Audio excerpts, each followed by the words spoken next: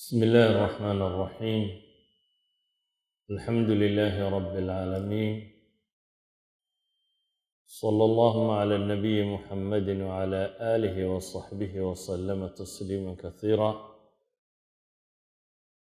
وبعد، فسلام الله عليكم ورحمته وبركاته. درسك عاوة إن شاء الله تعالى حاسكو داي درسي كصاب في سن الفوز العظيم، the great success. قول goorma la odhan karaa qofka bini aadamkii wuu guulaystay, guushii kama dambaystahay? maxaase lagu qiyaasaa guusha? miqyaas ama measurement ama halbeeg ma leedahay wax lagu qiimeeyo oo la odhan karo qofkaasi wuu guulaystay, kaasina ma guulaysanin? guud ahaan waxaynu ognahay bini aadamku ereyga guusha iyo najaaxa iyo fawska iyo tamayuska iyo muuqashada wuu jecel yahay. marar badanna iclaamka maanta jooga waxaynu maqalnaa iyadoo marar badan lagu celinayo ciddaasaa waxaa ku guulaysatay. fii caalami ariyaada waxaynu maqalnaa hebel baa guulaystay, tiim hebel baa guulaystay, ciddan baa guulaysatay. fii caalami aliqtisaad sharikaadka waaweyn, shirkad heblaayaa ku guulaysatay waxa kan. wax badan oo bini aadamku uu ka warramayo oo dad guulaystay laynoo sheegayaa jira. laakiin xaqiiqadu waxay tahay, goorma la odhan karaa insaanku wuu guulaystay? maxaase lagu qiimeeyaa guusha?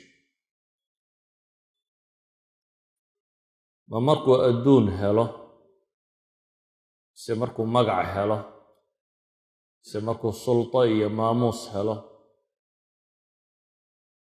ma markuu caruur helo iyo reer iyo deganaanshiyo, ma markuu shaqo helo, ma markuu higher degree iyo shahaadaad fiican jaamacaad macruuf oo la yaqaano ka soo qaato? goorma la odhanayaa insaankani waa insaan nolosha ku guulaystay?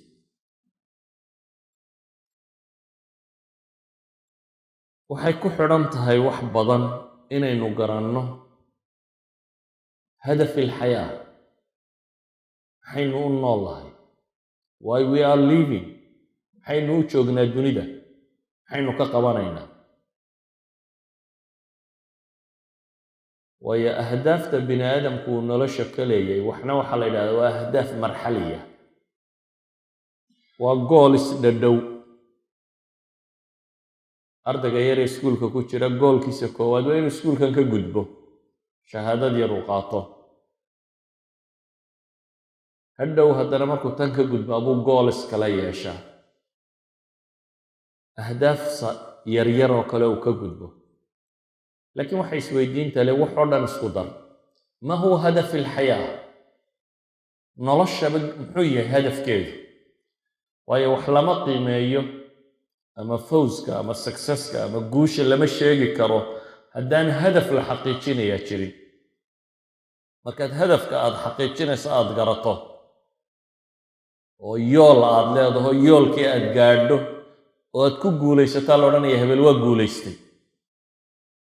su-aasha isweydiinta le markaa waxay tahay, maa huwa hadafi alxayaa? nolosha oo dhan markaad maxay gaadhaa baad guulaysatay? what is the purpose of life? maxay tahay nolosha hadafka ka dambeeya?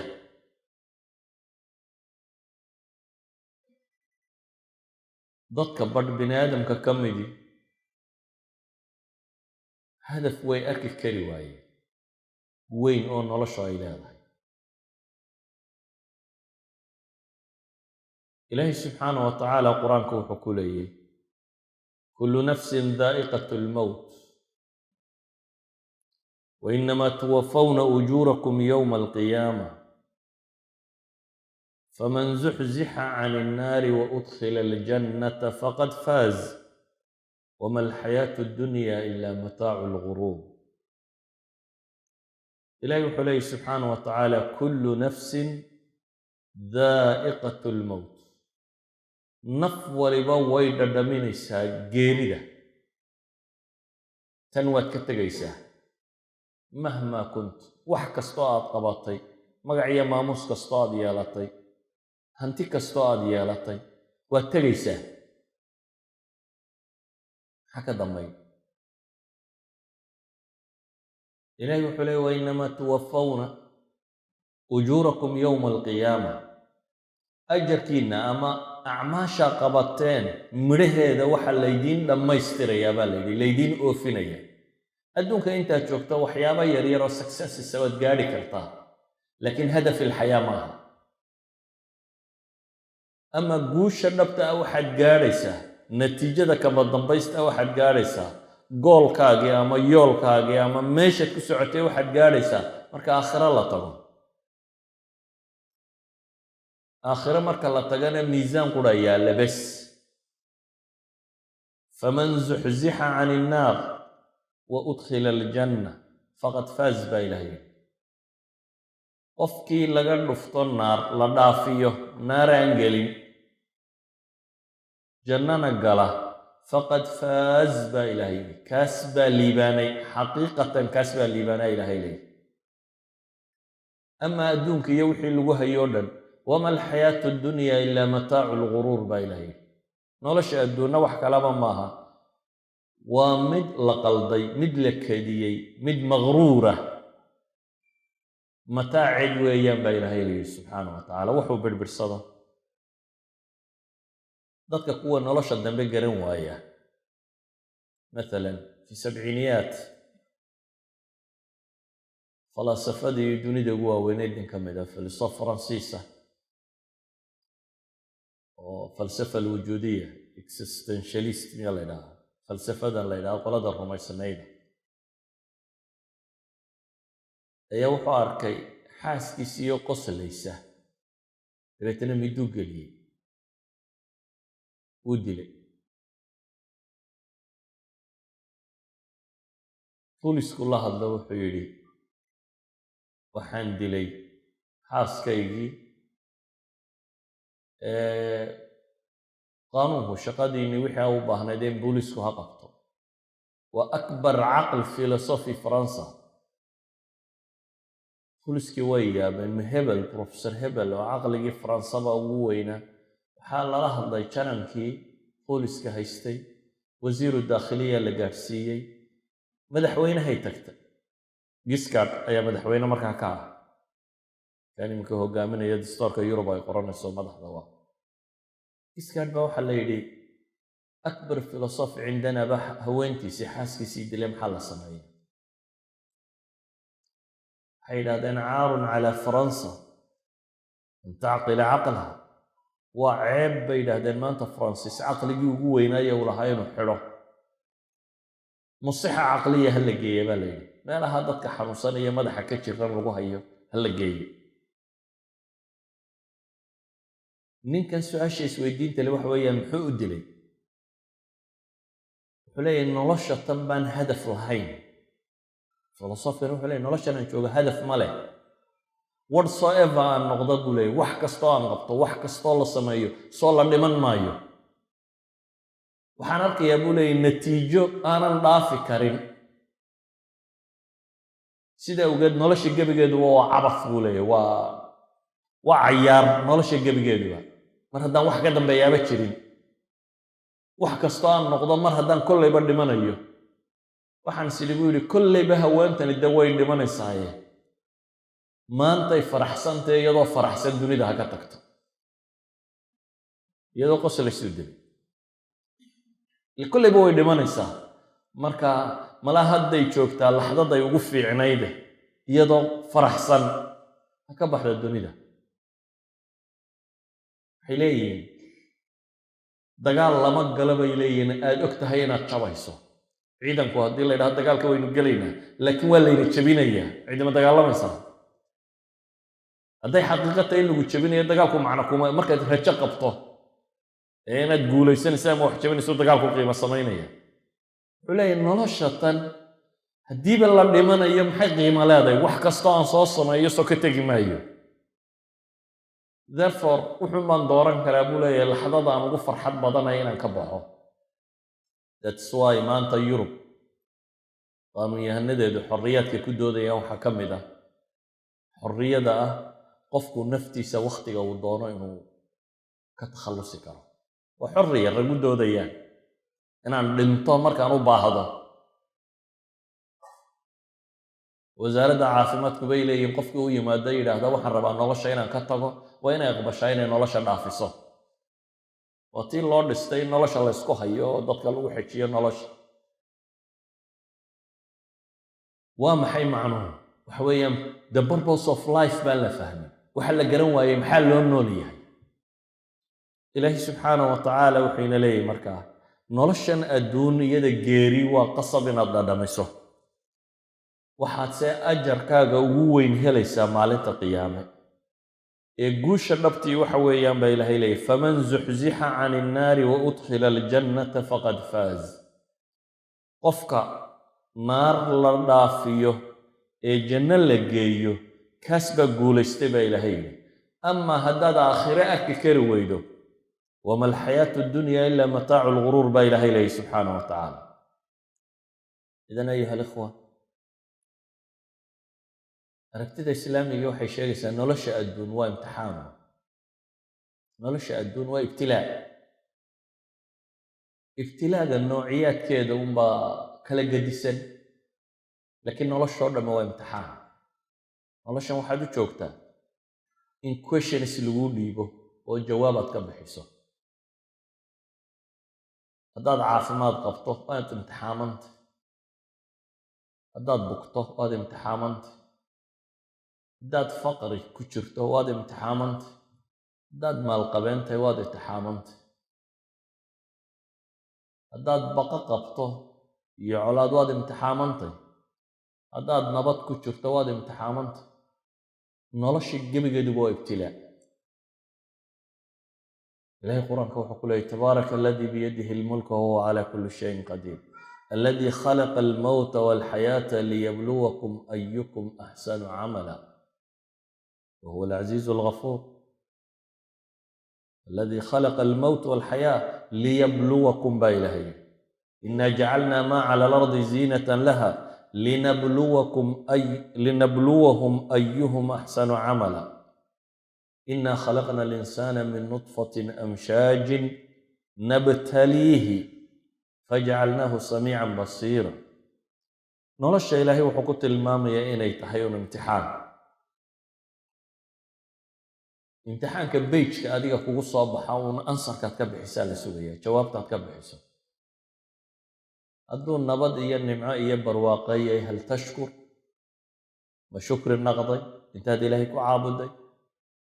hadduu dhib iyo mushkilada noqdo hal sabirt, ma sabirtay intaad xisaabsatay ilaahay dartii.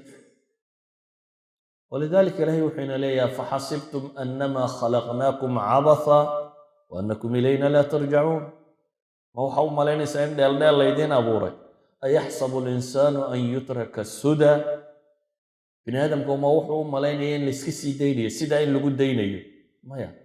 ilahay wuxuu leeya wamaa khalaqtu ljinna waalinsa ila liyacbuduun ila liaamuruhum bilcibaada ila lilibtilaa bitakliif. bini aadamka wax kale umaan abuurin baa ilaahay leeya jin iyo insiba inaan imtixaamo takaaliifta sharciga in lagu imtixaamo mooyaane. asli alcibaada waa min fitrat alinsaan bay idhahdaan. bini aadamku hor sidiisaba waa caabud, laakiin waxaa kala gedisan un wuxuu caabudayo.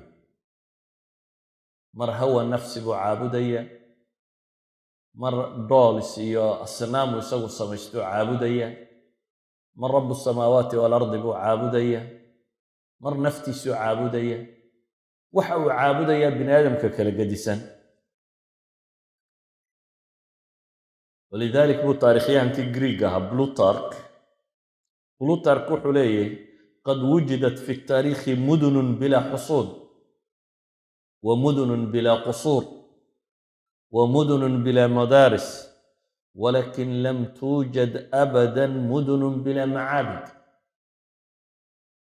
in history taariikhda bini aadamka buu leeyahay waxaa la helay magaalooyin qadiima oo aan qalcada lahayn. waxaa la helay buu leeyay magaalooyin waaweyn oo qadiima oo aan qusuur iyo lahayn daaro dhaadheer. waxaa la helay buu leeyay magaalooyin aan schooling system iyo waxbarasho lahayn. laakiin fi taariikh lama haya buu leeyay magaalo aan meel wax lagu caabudo lahayn. taariikh alinsaaniya waxa archaeology qoday, waxa wax la baadhay lama haya bay leeyihiin magaalo bini aadam uu ku noolaan jiray oo aan meel wax lagu caabudo lahayn. ولذلك بلوتارك مركل أبو حليه إن مدينة بلا أرض تقوم عليها أسهل من قيام دولة بلا إله. مقالين الدستان دول بلاهين يعني وحيرة مستحيلة لأن دول بكترين وقولها مقالة نسوى مستحيل. تاسبا كف ضد بولي دولة بلا إله هنا تصميسو طبعا وحبرهم السنين. يعني إنسان هو بفطرته بو عابدي هي، لكن waxay isweydiinta leh yaad caabudaa xoolahaad caabudaa. nabigu calayhi salaatu wasalaam wuxuu leeyahy tacisa cabdu dirham wadinaar tacisa cabdu lkhatiifa. addoon waxaa hoogay ka dirham iyo diinaar addoon u ah. inaad lacag ururiso haddaad u noolaato iyadaad caabudaysaa. cimrigaaga, xooggaaga, caqligaaga, tamartaada, waxaagoo dhan waxaad isugu geysay account-kaagu inuu bato. account-kan waxaad ka isticmaalaysaa waa wax yar, laakiin inaad badiso. dadka badh baa u addoona guriga asaadka yaallown inuu bedelo. maanta oo dhan buu soo shaqaynayaa, bilaal la wadayaa waxaa la odhanayaa fadhigaa la bedelayaa, waa la wadayaa qolka seexashadaa la bedelaya. waxaad addoon u tahay alhabtan inaad bedesho modaliskeeda. That's the purpose of your life. noloshaada hadafkeedii intan baad ka dhigtay, cimrigaagii waxan baad ku bixisay, caqligaagii, xooggaagii, maskaxdaadii intan baad ku bixisay. idan insaanku cibaado kama maarmo. afara'ayta man ittakhada ilaahahu hawaah baa ilaahay yidhi. ka waran ka naftiisu waxay doonto ka dhigtay waxuu caabudo. haddaba insaanka waxaan leenahay miqyaasu alfawz inuu guulaystay iyana guuldaraystay hal miqyaasoo kaliyuu leeyahy. noloshaadoo dhan marka la isku soo duubo. sheekh zandani baa wuxuu isugu yeedhay niman khubar oo dhakhaatiira. markaasuu cilmi tashriix buu ka waraystay. bini aadamku wadnuhu muxuu qabtaa, muxuu taraa, muxuu jidhka ugu jiraa, waa la sharxay. beerku muxuu taraa, keliyu muxuu taraa, kani muxuu taraa, waa la sharxay. kadib wuxuu yidhi waxaan oo dhan ahdaaftoodii garanay, marka la isku wada dare uu qof noqdo ka warrama maxaa loogu talagalay isaga. that's philosophy. kani maaha cilmigii dhakhtarka ee waa philosophy baad ka warramaysa. wuxuu yidhi haddii acdaada qofka bini aadamka mid walba waxa loogu talagalay la gartay, waxay marka la isku daro haddaad gaadhi sharaxdo oo tidhaahdo taayirku waxan buu taraa, injiinku waxan buu taraa, steerinku waxan buu sameeyaa, daaqaddu waxan bay samaysaa, marka la isku rakibo gaadhigu muxuu taraa tidhaahda garan maayo ka warran. hadafku wuxuu ahaa gaadhiga wixii loogu talagalay inuu garano, baartiskiisa may ahayn. insaanku maanta nool in badanoo ka midi waxaa la garan la'ayay waa maxay hadafkiisu. markaad hadafkiisa garataa baad garan kartaa goormuu guulaystay. waayo hadafka markuu gaadho buu guulaystaa. ninka 100 mitir ordaya markuu dadka ka soo dheereeyo xariiqdii loo jeexay uu ka soo tallaababa la odhanaya waad guulaysatay. waayo hadafkii baa la garanaya, goolkii lagu socdaa la garanaya. ka kubadda ciyaaraya labada birood oo meesha laga taagay markay caagga yari uu dhex maro ayaa la odhanayaa gool la qaylinaya. waayo uu guulaystay, hadafkii buu gaadhay. wixii bahashaba loo ereeriyey waxay inay halkaa ka baxdo. haddaad noloshaba garan weydo marka hadafka laga leeyahay, waxaad u nooshay haddaad garan weydo abidkaa guulaysan mayside. se waxaad guulaysanaysaa markaad waxa soko oo dhan u arkayso ahdaaf marxaliya. ee hadafkaaga weyne, goolkaaga weyne, yoolkaaga weyne wuu kuu cad yahay aad ku socoto. waxaanoo dhammin ay u adeegayaan yoolka weyn. haddaad xoogsanaysaa, haddaad shaqaysanaysaa, haddaad guursanaysaa, haddaad aqoon baranaysa, waxaan oo dhan waxaad u adeegsanaysaa inaad ku xaqiijiso maxay hadafka weyn. markaasay noloshu macno samaynaysaa. ilaahay qur-aanka markaa wuxuu leeyahy faman zuxzixa cani innaari waudkhila aljannata faqad faaz qad aflaxa man zakaaha waman yutic illaha warasuulahu faqad faaza fawzan cadiima. nabi moxamed calayhi salaatu wasalaam xadiisku imaamu muslim soo saaraya wuxuu leeyahy ruba ashcafa madfuucin bilabwaabi low aqsama cala allahi la abarah. badanaa buu nebigu leeyahay qof basaasaysan oo albaabada laga celiyo, yacni madaahiri dunya kama muuqato, hanti ma haysto, muuqaalkiisu waa basaasaysan yahay, ma aha dadka albaabka loo furay markiiba la yidhaaha soo dhowow. dadka badh magac iyo maamuus iyo xoolo iyo waxbuu leeyo albaabada loo wada furaya soo dhowow baa la leeyahy. dadka badhna laa ya'bah bihi axad, cidina uma dan yeelato. kuwa caynkaasaa jira buu nebigu leeyahy calayhi salaatu wasalaam, oo hadduu ilaahay ku dhaarto waxa uu ku dhaartay ilaahay rumaynaya. hadduu yidhaha wallaahi saasay noqonaysaa, ilaahay sidii uu sheegay uu ka dhigayo. yacni cinda allaahi wuu ka maamuusan yahy, martabad iyo mansiluu ka leeyahy. walidalik baa rabu samaawaati walardi dhaartiisa uu fulinaya. ama cinda albashar albaabkaba inaan laga furin bay u dhowday. waayo basharku maqaayiistuu wax ku qiimaynayo markay qaldantaa sida tana. markay qaldanto ilaahay subxaanah wa tacaala qur-aanka wuxuu inoogu tilmaamayaa nin qaaruun lo odhan jiray oo xolo badnaa. qaaruun ilaahay wuxuu ku tilmaamayaa mafaatiixda qasnadihiisa latanu'u bihi cusba min alrijaal. maaha qasnadda, furayaasha ayaan koox dadi qaadi karin baa ilaahay yidhi. nin maalqabeena buu ahaa, dabeetana intuu wixiisii bandhig buu sameeyey, wixiisii intuu isku xidhxidhay oo soo kaxaystuu soo bandhigay, magaalada maray. bini aadamkii magaalada joogay baa ilaahay ka warramayaa siday u arkaan ninka kan iyo wuxuu haysto. qaala aladiina yuriiduuna alxayaata addunya yaa layta lana midla maa uutiya qaaruun innahu laduu xadin cadiim bay yidhahay. ilahay wuxuu uhi kuwii adduunkan doonayay ee aan wax ka dambeeyaba garanaynin waxay leeyihiin yaa layta lana. layta xarfu tamani wataraji, jeclaan lahayne alla bal maanu haysanna bay leeyihin wuxuu haysto oo kale. kani waa duu xadin cadiim, nasiib weyn qof la siiyey weeyaan, waa qof successfula bay leeyihin. ilaahay koox kaluu tilmaamayana wa qaala aladiina uutuu lcilm. labadan kooxood u fiirso sifaadka la kala siiyey.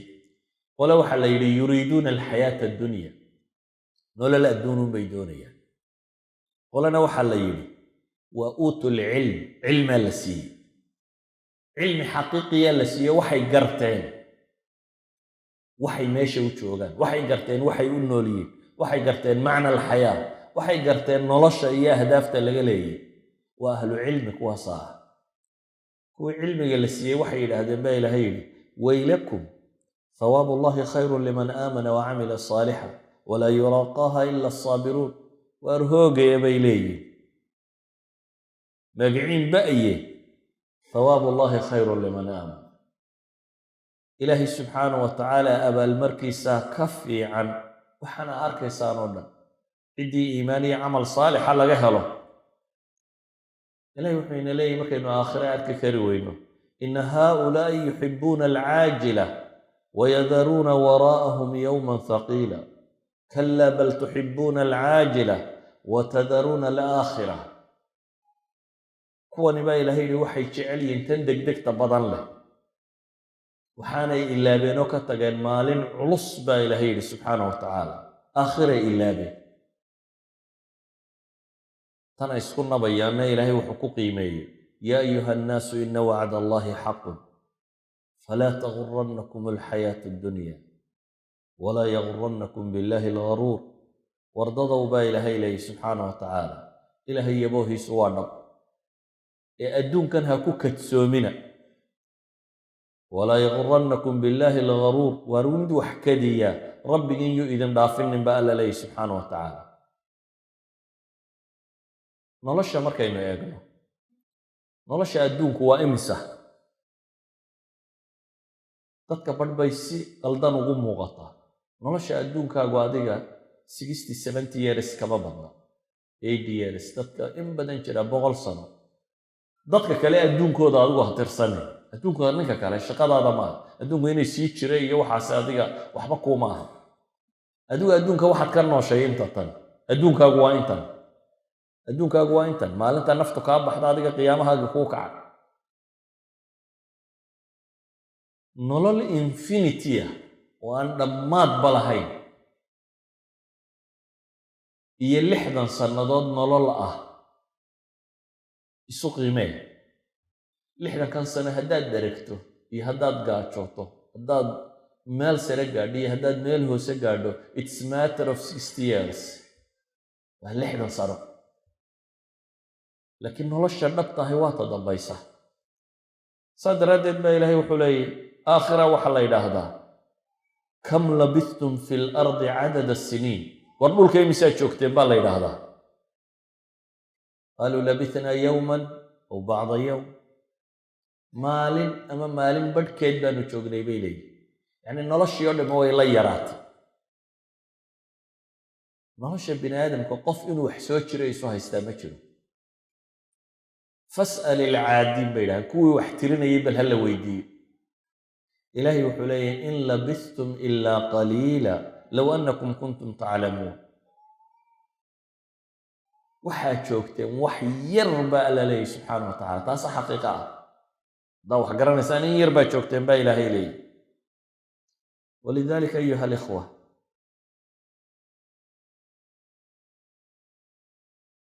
dadku tan dhow buu ku mashquula. wixii ka dambeeyeyna wuu arki waaye. yani shay yar haddaad isha ku soo dhoweyso wuu qarinayaa. fartaydan ishaydoo dhan way qarin kartaa. haddii se la durkiyo way libdhaysaa. adduunka inuu isku soo dhoweynay dabeetana noloshaba waynaga qariyey. ma arki karaysid ilaa mersadiiska iyo mushaharka badan iyo waxaa mooyaane wax kale arki kari maysid. aakhirana waynu fogeynay ilaa ay libidhay, muuqanba weyday, xisaabtaba aanay ku jirin.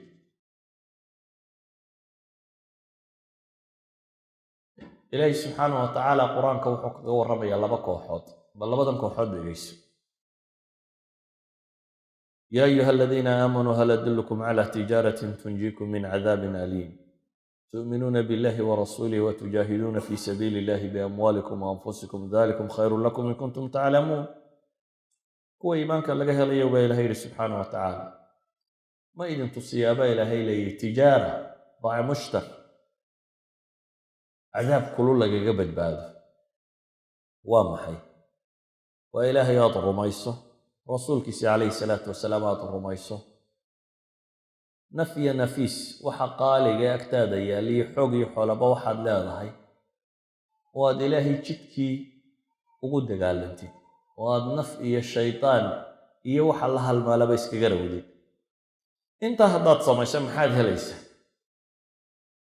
ilahi wuxuu yihi yakfir lakum dunuubakum wayudkhilkum jannaatin tajri min taxtiha alanhaar wamasaakina tayiba fi jannaati cadn dalika alfawzu alcadiim.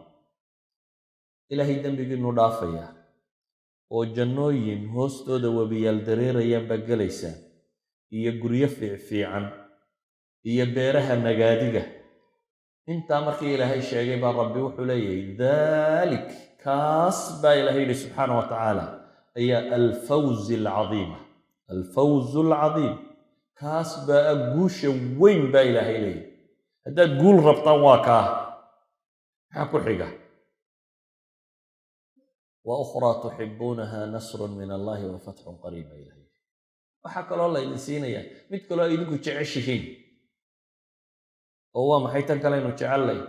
waa inaad guulaysato oo ciddii cadowgaaga haysayseen iyo waxaad ka guulaysato aa wax furataan oo dhul furataan. idinkaa taa jecel baa laleeyahy. kaannama aanay tani qiimo badan lahayn cinda allahi subxaana wa tacaala. wa ukhraa baa ilaahay ku tilmaamay. amaa fawska dhabta waxaa la yidhi waa tan. وكوي دنيا مسلمين تها الدنيا نقوليستي آخرنا الجنة قلي أي إلهي لي تدمون بقوشية تنا يدين كاتشعلا ولا يدين قدري كوح كلا إلهي قرآن كاكاقو الرميان نلشا لقبي أو يغو قبتين لنطي في سورة البروج إلهي كوح بكو الرمي أصحاب الخدود هو من بقري سيدا حديث الصحيحة مسلم كنت على شيء وطرجر هل كي قدام بيسيكو سمعي تضمن أيوة أنا قايدين ربية ما كيدادين إلهي بان نور ربينا أيوة قدد هالله جاحو سكدها مقالة دبا قدد لغا جاحي دبا لغش دي مدح دي ما صافر يساتي ضدك كيسو قليا ليلي فمركو إنو ربي قاية من رميسانت إما إلهي بان ربي قاية كرد دبك dadkiina waa diideen inay rabbigood beeniyaan dabkaa lagu gura nebigu wuxuu leeyahay calayhi salaatu wasalaam qof dumar oo ilmo yaroo carruur oo naas nugaya sideetaa dabkii dul timi dabeetana ilmihii bay u naxday ilaahay kii yaraa buu ka hadliya wuxuu yihi yaa ummaa hooyooy sabir xaq baad ku taaganta ku yidhi iyana dabkaa lagu riday ilaahay subxaana wa tacaala inaga qur-aan buu soo dejiyey صدق لين وقور إن الذين فتنوا المؤمنين والمؤمنات هو إلهي وحكوت المامي نار وحقبتين يقول لي ويدك النبي أما قويك لا إلهي وحلي إن الذين آمنوا وعملوا الصالحات لهم جنات تجري من تحتها الأنهار ذلك الفوز الكبير كوي إيمانك يعملك الصالح لقاها ليلة قبيبة waxay leeyihiin baa ilaahay yidhi beero hoostooda u dareerayaan webiyaal markaasaa ilaahay wuxuu leeyahy dalika alfawzu alkabiir alfawz 16 aayadood baa qur-aanka ku soo aroray 13 ka mid waa fawz alcadiim hal ka midna waa fawz alkabiir laba ka midna waa alfawz almubiin 16 kuba aakhiray ka warramaya إلهي سبحانه وتعالى كل جبي نلش الدون ضبي كجبحين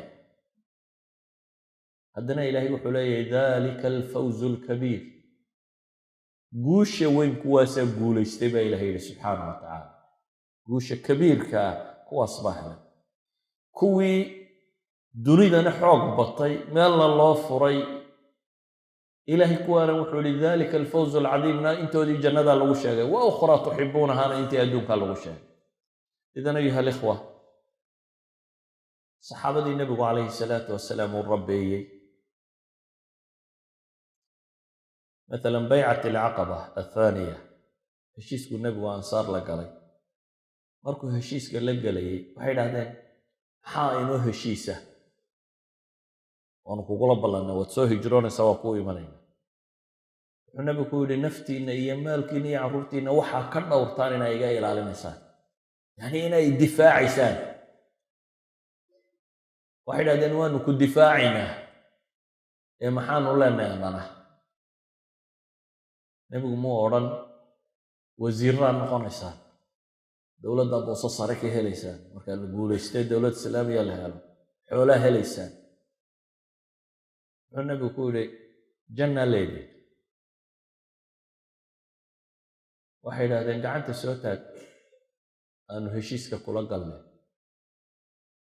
kii ugu yaraayay iyaga la socday As'ad ibn Zurara yiri war suga nabiga hal gelin heshiiskii war ma fahamteen waxa la idin leeyahay war carab oo dhanba idin ka wada maraysa oo dagaal baa la idinku wada qaadaya oo dhib badan baa la kulmi doontaan war sidaa ma ku aqbalaysaan waxa la idinna waa janna la yiri ku yiraan war inaan yar baatay naga balka ساسا هشيس نبي يقول قالي يعني وامحي dadkani hadafka weyn inay ku guuleystaan bay raadinayeen bal dawladii muslimiintu markay dhalatay kadib uu nabigu wuxuu ku yiri ansaaray dadku wuu badan doonaa idina waa yaraan doontaan dadku xoolaha way guran doonaan idina athara ba arki doontaan maxay idin samayn doontaan sabra buu ku yiri inta ila kulmaysaa adduunkan oo dhan qiimo kuma fadhiyo guusha dhabta ahi وين آخرة بدبادو جوش النبطة وين النفط هذا عذاب كإلالسي هذا عذاب كرمرتب walidalik baa nabiga calayhi salaatu wasalaam qabiil baa u yimi qabaa'ilkii carbeed ka mida waxay idhahdeen waxaanu rabnaa inaanu islaamno marka waxaad nagu dartaa dad waxna bara xadiis saxiixa 70 raggii quraada la odhan jiray buu nebigu ku daray quraadani waa niman cilmiga u go'ay oo nabiga calayhi salaatu wasalaam bay cilmiga ka baran jireen habeen oo dhan waa cibaadaysan jireen qur-aankaasay baran jireen maalintiina biyaha masaajidka dadku ku weysaystay cabbana way soo dhaamin jireen intay dabadda u baxaanoo xaabo iyo wax soo gurtaan ayay ahlu sufa dadka masaakiinta ee masaajidka degan siin jireen niman aakhiradooda u xoogsanaya bay ahaayeen dabeetana 70 nimankaa ka mida buu ku daro uu yidhi orda oo qabiilkaas wuu islaamayaa diinta soo bara qabiilkii meel dhexay u galeen 70kiiba way dileen 2 nin baa baxsaday nin ka mida anas ibnu malik abtigii baa ku jira xaram ibnu milxaan ayaa ku jira waraaquu nebigu u dhiibo uu yidhi ninka u dhiib madaxda waraaqdii isagoo aan weli dhiibin ayaa mu'aamaradii loo sameeyey xagga dambaa mid ka soo maray waran baa la geliyey waran baa inta xagga laga geliyey xagga laga soo tuuray wuu dhawaaqay wuxuu leeyahy fuztu warabbi alkacba waan guulaystay ilaaha kacbada laan ku dhaartay waan guulaystay buu leeyahy yani ninkani nolosha hadaf buu ka lahaa hadaf ka lahaa inuu wax cuno oo cabbo ama guursado ama intaa ma ahayn intaa xayawaankuba waa sameeya hadaf buu nolosha ka lahaa oo ah inuu aakhiro badbaado oo guulaysto iyadoo la dilay oo adduunka kan weliba lagu dilay dhagar insaanku haddii si badheedha loo dilo wuxuu arkaa inay raganimo tahay laakiin inta la khiyaameeyo in kow lagaga siiya insaanka way xagataa ma jecla iyadoo inta la khiyaameeyey aan goob raganimo loogu imanine midi hoosta laga geliyey oo waran lagu dilay ayuu haddana wuxuu leeyahy fuztu warabbi alkacba waan guulaystay rabbiga kacbada le baan ku dhaartay yacni mawaasiinta wax ku qiyaasay halbeegga uu sito ee uu nolosha guusheeda iyo guuldarradeeda ku qiyaasaya wuxuu ka gedisan yahay kaynu inagu sidano nolosha wuxuu arkayay markuu janno heli karo inuu guulaystay noloshii dhabta ahayd markaasuu gaadhay ilaahay qur-aanka wuxuu leeyahy wamaa haadihi alxayaatu addunya ilaa lahwan walacib waina addaara alaakhirata lahiya alxayawaan low kaanuu yaclamuun noloshan adduunyo waa madadaaliya cayaar baa ilaahay yidhi subxaana wa tacaala lahw waa madadaalo iyo cayaar ee nololi aakhiray jirtaa baa ilaahay leeyahy subxaana wa tacaala nolosha waxaa la yidhahaa aakhiray jirtaa ina hada lahuwa alfawzu alcadiim limithli hada falyacmal ilcaamiluun baa ilaahay leeyahy kaasaa guulaystay waxaynu leenahay waxa khasaaray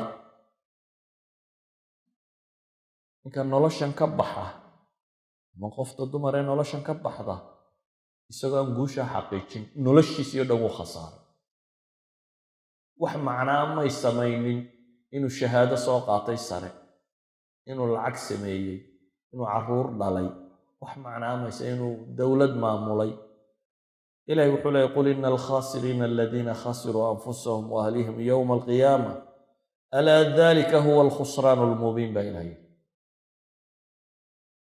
waxaad dadka ku tidhaahdaa baa ilaahay yidhi nebi maxamed calayhi salaatu wasalaam ina alkhasiriin aladiina khasiruu anfusahum waahlihim yowma alqiyaama kuwa khasaaray kuwa halaagsamee khasaaree noloshii hadafkeedii xaqiijin kari waaye waa aakhiro kuwa la cadaabuun baa la leeyahy alaa dalika huwa alkhusraanu almubiin baa ilaahay leeyahy walidalika ayuha alikhwa waxaan leenahay nolosha ahdaafteeda dhabtaa dadka xaqiijiya waxaa u mudan rusushiiyo ambiyada haddana rusushiiyo ambiyada marka laga warramayo qisaska qur-aanku uu ka soo warramay ama nebi maxamed uu ka warramay calayhi salaatu wasalaam ambiyada waxaa ka mid a qaar la laayey ilahay waa ka qur-aanku leh fariiqan taqtuluun ambiyada qaar ka mida la laayey bale culamaa'i taariikh waxay yidhaahdaan qaar baa inta madaxa laga jaray imra'a baqiya loo hadiyeeyey madaxoodii. waxaa ka mid ah qaar dad badan raaceen oo dowlada dhisay oo xoogaystay.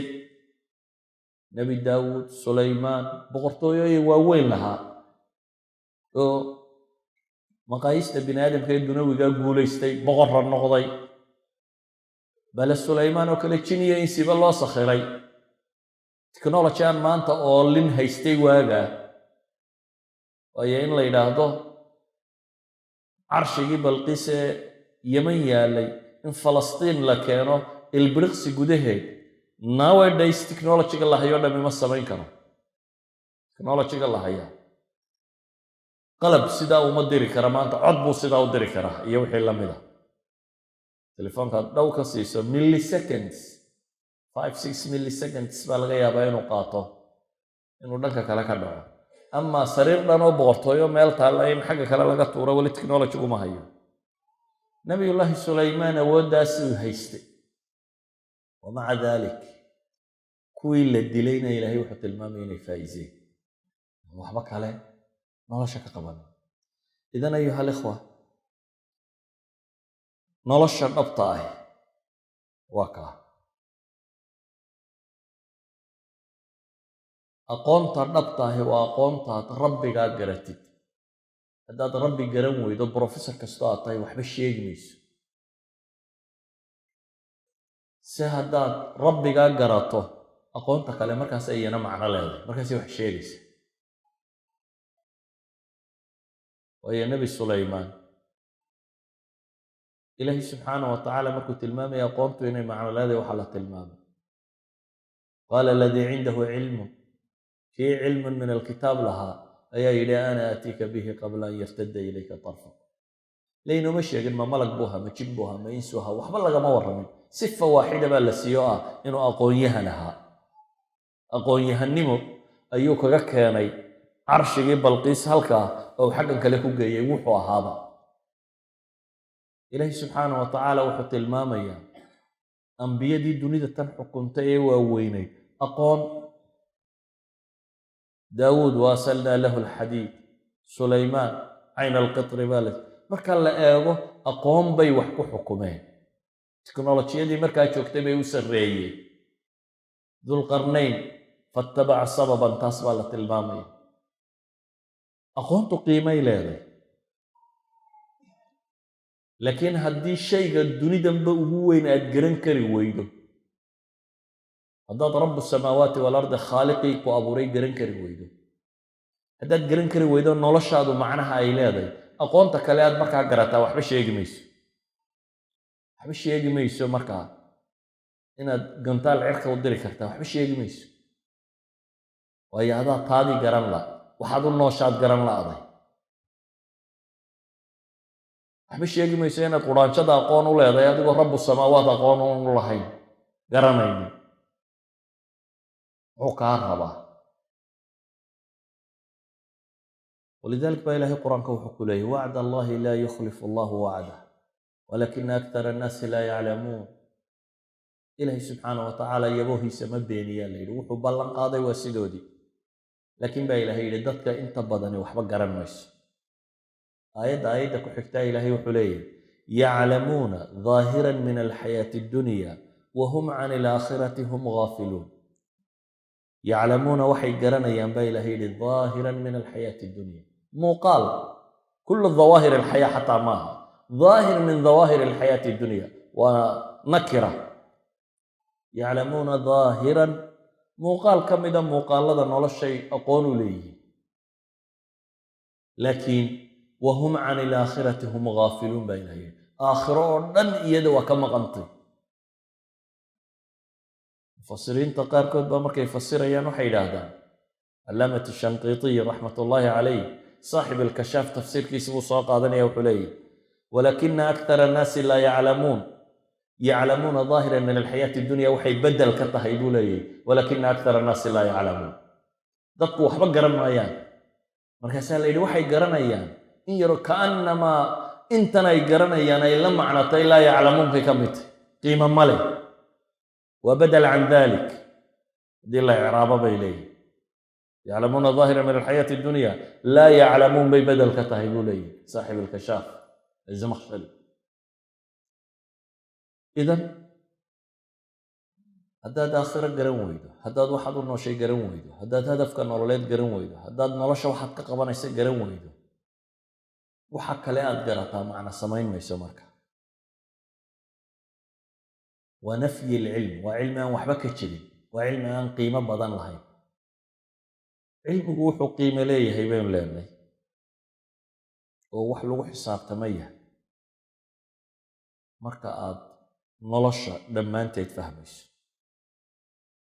dunida maanta joogta maqaayiis maadiya baa laynagu badiyey, maqaayiista maadiga ah baa laynagu badiyey. fitankeedii iyo imtixaankeedii baa tiro badan. habeen iyo maalinba waad shaqaynaysaa, waad ordaysaa, waad fooraysaa, waad socotaa. cimrigaaga iyo noloshaadii oo dhan waxaad siisay in yaroo maada aynaad samayso, kamaad fakarin maxaa ka dambaynaya. kuma yeedhayno ma lihin adduunka baktiya, kuma lihin adduunka waxbaha baranan laguma laha. laakiin waxa lagu leeyahay waxaad adduunka ka qabanayso oo dhammi waa inuu u adeegayaa ta dambe inaad wax ku helayso. hadday aqoon tahay, aqoon aakhira wax ka taraysa waa inay noqotaa qaabkaad u adeegsanaysa. hadday hanti tahay, hanti aakhira wax ka taraysa waa inay noqotaa. hadday cilmi tahay, wax kastoo nolosha aad qabataa hadafkaaga kama dambayskaa waa inuu u adeegayaa. haddaad si hadafkaa ilowdo ama si aad fogayso oo ay kuula muuqato waxaan noloshan adduun oo quri, waad khasaarta. waxaad qiimaysaa aakhira say dadka ula fududay. salaada subax oo meeshan ay joogtaan waxaan filayaa 3 waxoogaa hadda 4 wax dhiman bay soo gashaa. haddii lagu yidhaahdo shiftigaaga shaqadu 3 at night buu bilaabmaya, no one habsaamaya. saxiixa maaha, waayo waa shay aad rabto inaad xaqiijiso qiimuu kula leeyahay agtaada. cidima habsaamayso. si kasta haddaad u hurdo weyntay 20 saacadood iyo moobil baad bixinaysaa kala dambeeya oo si kasta kuu kiciya. haddaan shalay iyo caawa toona seexanin waa masbad le waa ilaa shaqadii baad dee waayeysa. ama salaada subax daalana ilaahay waa gafuuru raxiime marka lasoo tooso baan insha allah wixii la awoodo tukan doona. yacni qiimaanay kuu samaynaynin wasliga ay agtaada ku leedahay, nolosha aad ku xisaabtamaysa aanay meel buuran kaga jirin. saa daraaddeed iyadaad luminaysaa. hadday wax lumayso iyadoo ha lunto, ama tan waa inaanay lumin. waxa weeyaan waa nolosha ahdaaftii aynu isdaba marinay. siduu u kala weynaa goalskeennii aynu garan weynay, hadafku siduu u kala xooganay aynu garan weynay. markuu qofku yimaado meel maadadu qiima ay samaynaysana oo bini aadamka lagu qiimaynaya inta jeebkiisa ku jirtana way ka daadantay. shakhsiyadda bini aadamkii markay noqoto maxaad haysataa, jeebkaaga lacag intee leeg baa ku jirta. waayo lacagta jeebkaaga ku jirtaa dabaqad mucayan oo mujtamaca ka mid ay kugu daraysaa. haddaad bilyaneer tahay, majaalista bilyaneerada iyo kuwaasaad fadhiisanaysa. haddaad milyaneer tahay, majaalista milyaneerka. haddaad miskiin mushahar qaato tahayna kuwa mushaharka qaata meeshooda. haddaana dee waxbaba qaadanna kuwa meelaha iska fadhiyaad ku biiraysa. yacni waxaa qiimay insaanka looga dhigay jeebkiisa waxa ku jira, mana aha. insaanku wuxuu rumaysan yahay, wuxuu aaminsan yahay, wuxuu ku fakerayo, wuxuu garanayo, aqoontiisa waxaasu qiimo ku leeyahay. muslimka agtiisa waa kaa. idan ayuha alikhwa,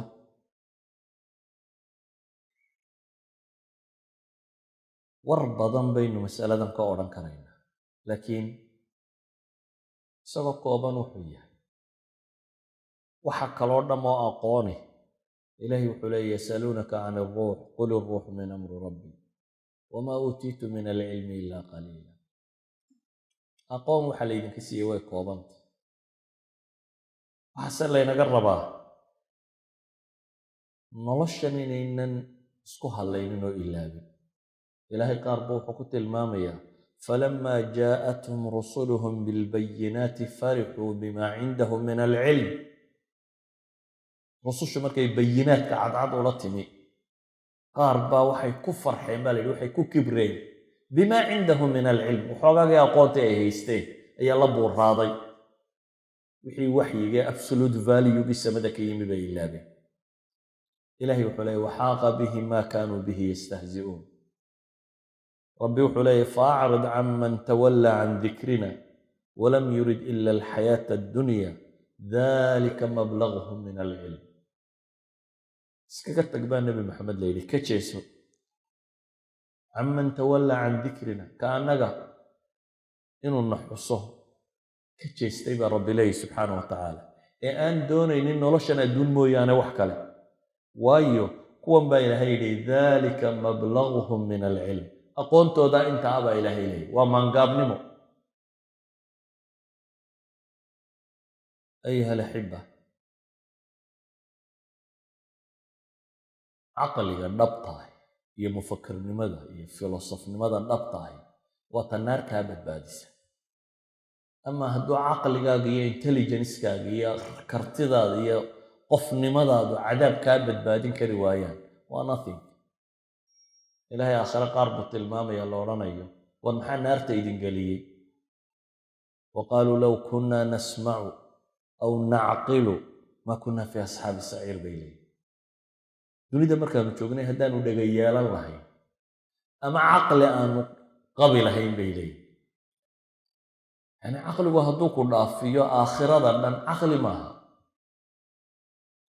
asxaabu saciirka kumaanan biireen bay leeyihin haddaanu markaanu dunida joognay dad raashanale aanu ahaan lahayn, dad caqliga isticmaala haddaanu ahaan lahayn. waayo caqliga toosani wuxuu keenayaa inaad aakhiro rumayso, inayd rabu samaawaati walarda rumayso, inaad rususha rumayso keenaya.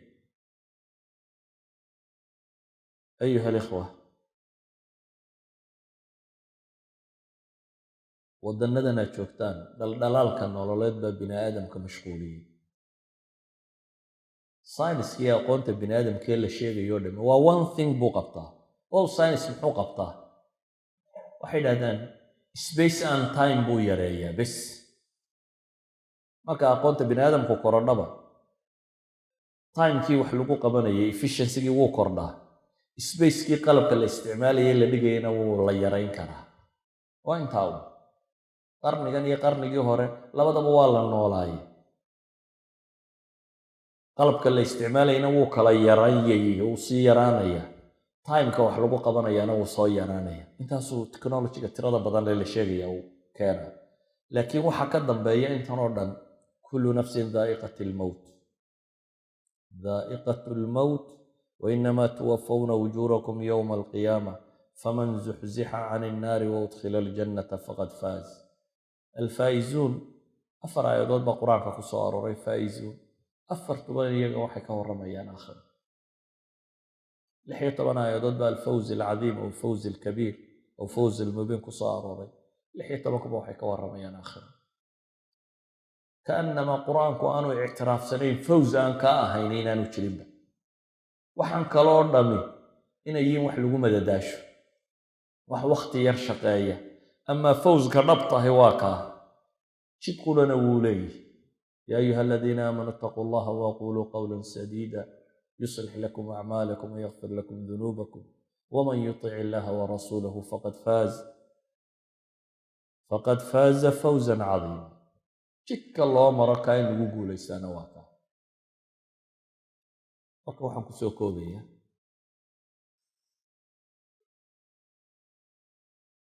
adduunkan iyo xoogsigiisa in badan laysuma tilmaamo naftaada ku mashquula. waxaan rabaa inaad nolosha meel kaga dartaan aakhiro xoogsigeedii.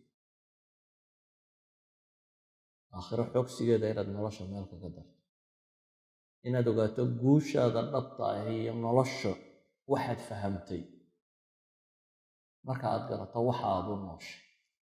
wa ilaa waana lagu dhalay waana dhimatay, waxay qiimo samaynayso kale ma jirto. ilaahay waxaan ka baraya subxaanahu wa tacaala inuu noloshayna fahamsiiyo. saxaabadii markay noloshaas si dhaba u fahmeen ayay adduunkanna magac iyo maamuus ku yeeshay. adduunkanna markaasay wax ka beddeleen. markii hore niman reer baadiye ah oo iska xoola dhaqata oo waxba haysanin, haddii xoola lagu xisaabtamo la odhan karo waa caydh, haddii magac iyo maamuus lagu xisaabtamo dowlad ba aan ahayn.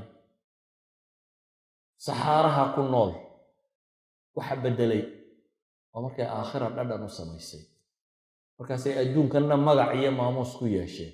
within 50 years ayay mashriq iyo maqrib kaga taliyeen, wixii dunida dowlad jirtay dhaafeen.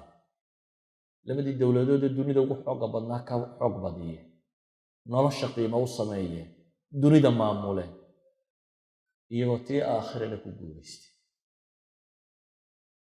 muslimku hadduu taa ilaago tanna guulaysan maayo, aakhirana dee ilaahay baa garanaya, kama muuqato waddada la hayaa maaha tii aakhirana lagu gaadhaya, adduunna lagu gaadhaya. sala allahu calaa nabiyina muxamedin wacala alihi wasaxbihi wasalam. alxamdu lilahi rabbil caalamiin.